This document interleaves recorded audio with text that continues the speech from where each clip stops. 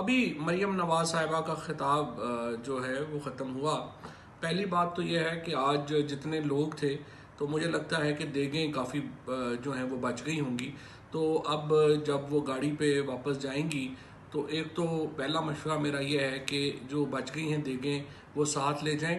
वहाँ पर उनके घर के बाहर जो लोग इकट्ठे होते हैं उनके काम आएंगी। दूसरी बात यह है कि जो नैरेटिव आज वो बेच रही हैं और सुबह से ही पीएमएलएन बेच रही है वो ये है कि उनके साथ बहुत जुल्म हुआ है।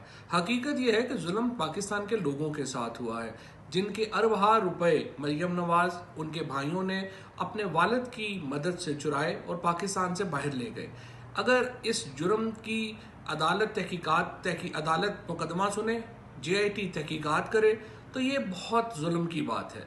मेरा ये ख्याल है कि सोशल मीडिया जो समिट्स के नाम के ऊपर नवाज शरीफ और मरियम नवाज शरीफ साहिबा इस बहाने पहली बार पाकिस्तान देख लेंगे, क्योंकि इससे पहले उन्होंने कभी पाकिस्तान के इतने टूर्स नहीं किए।